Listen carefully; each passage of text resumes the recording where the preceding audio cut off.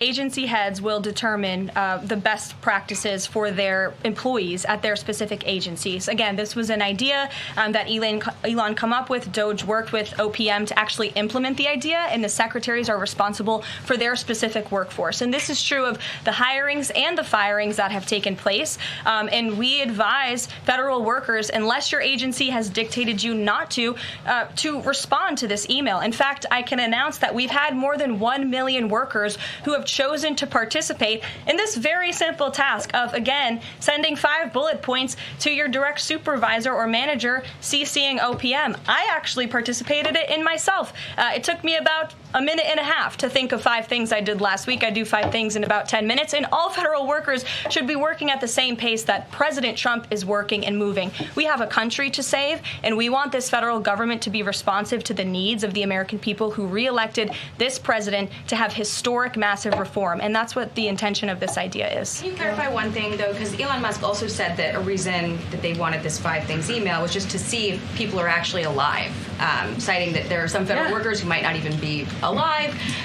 So, meantime, NBC is reporting that these responses are going to go into an AI generator to evaluate whether these jobs are necessary. So is it just to see if people are actually working, or is it an effort to maybe cut some of those jobs? I have not seen that NBC News report, and I haven't heard that from Doge or from Elon himself. Again, this is to ensure that federal workers are not ripping off American taxpayers, that they are showing up to the office, and that they are doing their jobs. That's what the American people expect, and it's a very simple task to complete. I did it myself, and I was more than happy to do it because I'm very grateful that I am serving the American people on the American taxpayers' dime. Do you think Doge should hire a spokesperson just so that Elon Musk doesn't put out tweets that then confuse federal workers? Are my press briefings not good enough for you, Jackie? John. Carolyn, thank you. In the ruling by Judge McFadden yesterday, who dismissed the lawsuit that AP brought against yourself and your team members here, President Trump, in there he said, why not just do away with the entire White House Correspondents Association along with it, because essentially they have no authority. They just usurped it. What is your reaction to that?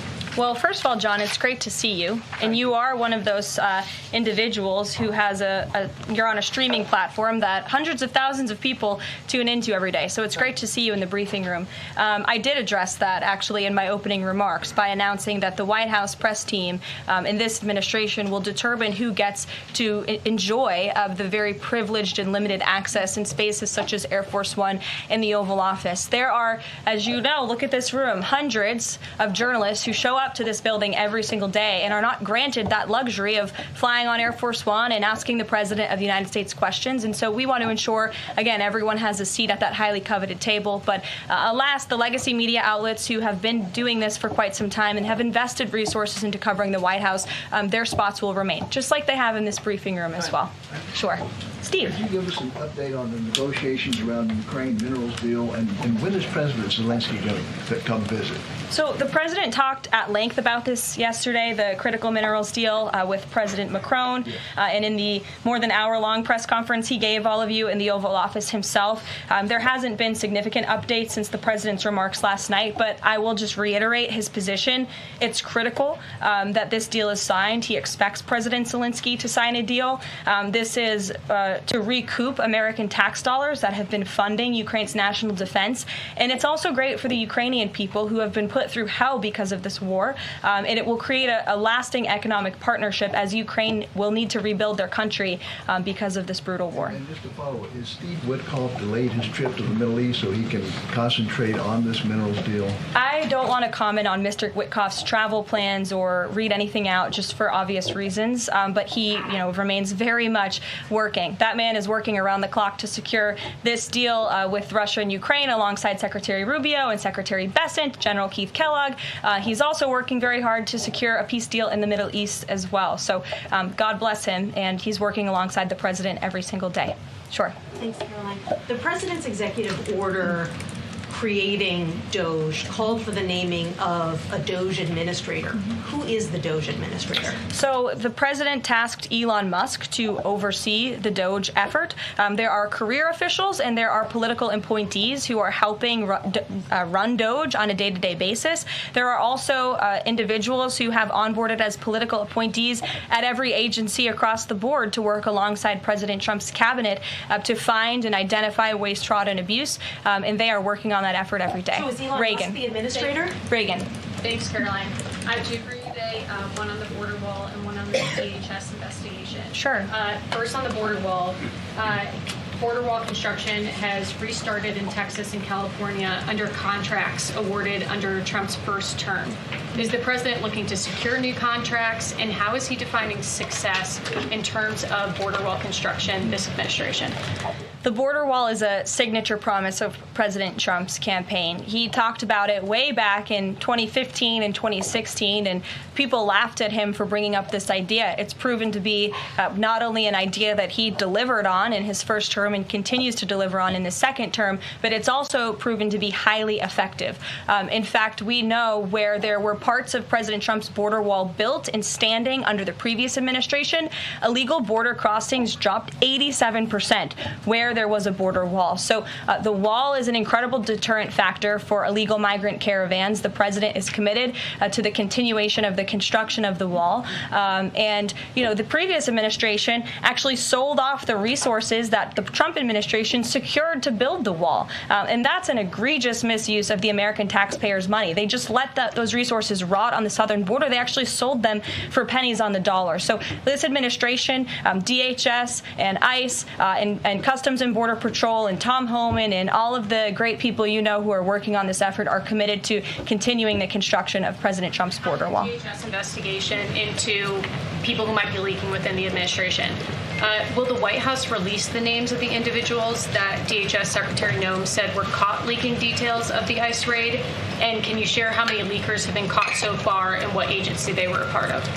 I would defer you to DHS on the leakers that they have identified, but I know the president and this White House commend Secretary Noem for launching an internal investigation to identify those leakers because it's unacceptable for career bureaucrats who are standing in the way of the will of the American people and enacting President Trump's agenda.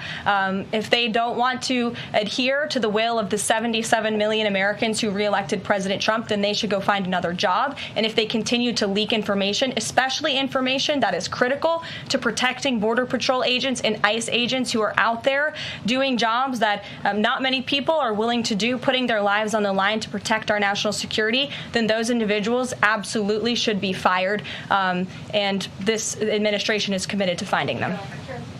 Sure. Caroline, two questions for you. One related to Guantanamo Bay, the other to the White House Correspondents' Dinner. I wanted to get your response to some Washington Post reporting of the migrants who stayed over at Guantanamo Bay for the last 2 weeks. They told the Post they were rarely let outside. They were shackled and placed in what they described as cages and alleged that they were not treated as human beings. Does the White House have any response to those conditions? At Guantanamo Bay?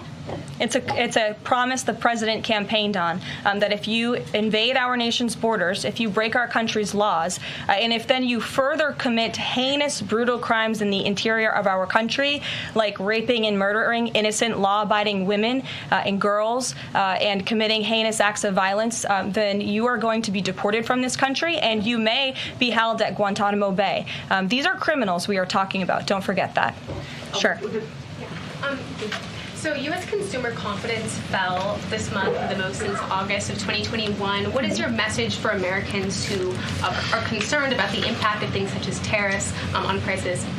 Yeah, sure. Well, thank you for that question. It's obviously an important one. The president campaigned on reigniting the Trump economy and fixing the mess that was created by the previous administration. We know they created an economic and an inflation nightmare for the American people, and I'm not going to stand up here and lie to you like my predecessor did about the state of our economy. We understand there are people that are hurting, and this administration is wholeheartedly committed to ensuring that those individuals see relief and price reductions and in tax cuts and in less regulations that are burdensome on their household and their businesses. And the president and this entire administration are focused on that every day. I can go through the very long list of economic actions this president has taken. I know you work for Bloomberg, so I'm sure you're well aware of them, but I can assure the American people that the president is very much focused on bringing down the cost of living crisis in this country that was created by the previous administration. If I could just have a quick follow-up. Sure. Is the president planning on whipping any votes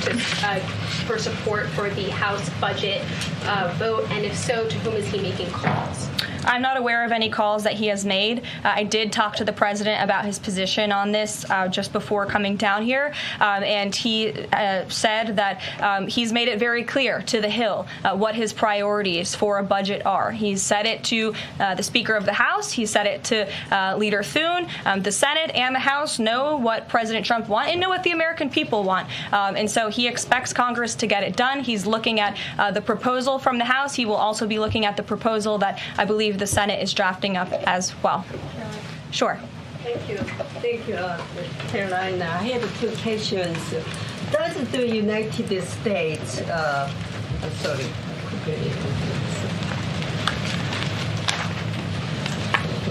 Well, why don't you identify your question and I'll come back to you. Sure, go ahead. So, what guarantee that Israel will withdraw from Lebanon soil after 2 weeks, as the ceasefire terms indicates? I'm not sure about the guarantee that you're referring to. I can tell you that this administration remains very much engaged. We know the deadline for the Phase 1 ceasefire is imminent. So Steve Witkoff, whom I mentioned earlier, and the president's administration and his team and the president himself remain very much engaged. We want to see the ceasefire continue, and the president has made it very clear he wants to see all of the hostages who have been held in captivity in Gaza returned home. Jeff. Carolyn, I was wondering if is Elon Musk going to attend the president's first cabinet meeting tomorrow? He is, as a matter of fact. I spoke to the president about that before coming down here as well. And Elon, considering he is working alongside the president and our cabinet secretaries, this entire administration will be in attendance tomorrow just to talk about DOJ's efforts and how all of the cabinet secretaries are identifying waste, fraud, and abuse at their respective agencies. We look forward to the meeting tomorrow, and I think you'll be hearing from the president and his cabinet where they're on campus tomorrow. I hope you guys are excited. So some of those cabinet members were caught off guard by the email. Nobody was caught off guard. A few departments said they were caught off guard. The FBI was, the DOJ was. Did anonymous sources say that, or did the cabinet secretary say that? The cabinet secretaries and others have said that they were not aware that this was happening. So I'm wondering, will there be a give and take tomorrow at the cabinet meeting? Is Elon Musk or the president open to any type of dialogue about who is actually in charge of the chain of command of these workers? I would reject the premise of your question, Jeff. The cabinet secretaries have not said that. I know anonymous sources, probably career bureaucrats, have leaked that to many of you in this room. But as I said at the beginning of this press conference, everybody is working as one team, and the president respects the decisions of his cabinet secretaries to tell their staff, not to respond to that email because they did so out of interests of national security, and they don't want to obviously risk confidential information. It's pretty common sense. Dasha. Musk has obviously been doing a lot of work. He's been working every day, and a lot of the time weekends. He is designated as a special government employee, which means that he can only work 130 days per year. Is the White House expecting him to limit his work to 130 days, or are you going to work around those rules? Do you want to see him extend beyond the 130 So today is February 25th, so I think we've been here about 35 days, roughly. So ask me in another 100 days. Daniel. Caroline, thank you. You opened up with a major announcement from Apple, $500 billion, 20,000 jobs, doubling its advanced manufacturing fund. Yeah. What does that signal that such a global brand would make what it called its largest ever spend commitment just a month into President Trump's second term? What does that signal about his economic vision for the country?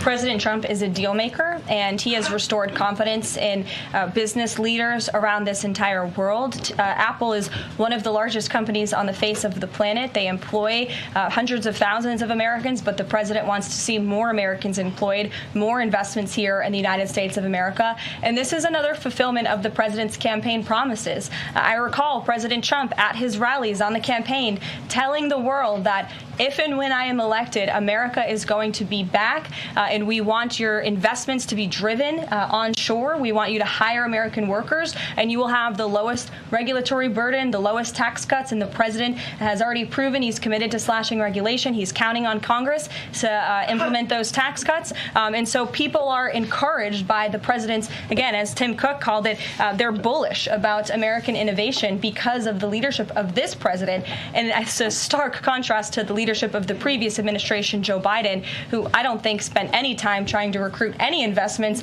or jobs here at home. Mary. We're hearing from some Republicans who are voicing concerns about how these cuts are being carried out. Congressman McCormick, a Republican from Georgia, tells us he's worried it's too rapid for real people to adapt to. And he says he's concerned that it could come off as discompassionate, in his words, that it could risk undercutting the strong message that he feels you're trying to send about the need to cut government waste. Well, I think that was one comment from one senator, and I think, as I cited in my opening remarks in the poll, the most important people are the American people, and 77% of Americans at home support a full investigation into the waste, fraud, and abuse that the federal government has been spending their tax dollars on. So that's the people the president cares about most, and that's why we're fulfilling this pledge. And again, it should come as no secret to anybody. The president campaigned on doing this. The president yesterday said if you don't respond to this email, you will be fired or semi-fired. What does he mean by that? Again, I've been asked to answer this question 3 times now. It is semi-fired. But it's in the memo. The president again has entrusted his cabinet secretaries to oversee their workforce. That's why he nominated them to be cabinet secretaries, and so federal workers can be directed to their agency leadership. Sure. Great, thanks, Caroline. I wanted to ask about a federal judge yesterday was saying that they didn't know who the DOJ administrator was and was asking the lawyer for the administration who it was, and the lawyer responded, I don't know the answer to that. Can you tell us who the administrator of DOJ is? Again, I've been asked and answered this question. Elon Musk is overseeing DOJ. There are career No, Elon Musk is a special government employee, which I've also been asked and have answered that question as well. There are career officials at DOJ. There are political appointees at DOJ. I'm not going to reveal the name of that individual from this podium. I'm happy to follow up and provide that to you. But we've been incredibly transparent about the way that DOJ is working. John. The Republican budget. Thanks a lot, Caroline. Since your last briefing, there have been some personnel moves that have been announced by the president, and I wanted to ask you about them. One was the president replacing the chairman of the Joint Chiefs of Staff, General C.Q. Brown Jr. What was the reason for the president naming a replacement for General Brown? And then I'll follow up with another personnel announcement that's been made over the last few days. He thinks he's doing a bad job, and it's time for a shakeup at the Pentagon. They failed 7 audits in a row. The trust in our United States military amongst the war fighters is low. The president is shaking up the Pentagon and the Department of Defense, of course, with Secretary Hegseth leading, and he has the right to do that. It's actually quite common from administration to administration to do such a thing. The president, when he swore him in as the Chief of Staff for the Air Force, called him a great man and a great gentleman. Does he distance himself from the remarks that he made back in August of 2020? I think replacing him speaks for itself. James. One other one, if I'm sorry. Thank you. On the FBI, the president also announced a new deputy director of the FBI, Dan Bongino. From what has been reported, and maybe this is not accurate reporting, you can tell me, the FBI director, Kash Patel, informed Republican senators that it would be an individual named as the deputy who was a special agent currently at the FBI, and of course Mr. Bongino is not. Well, what was the reason for naming Mr. Bongino to this position? And was Mr. Patel not correct in making that assurance to those senators? I'm not sure if anybody in this room has listened to Mr. Bongino when he talks about the past corruption at the FBI, when he talks about his experience serving for the United States Secret Service.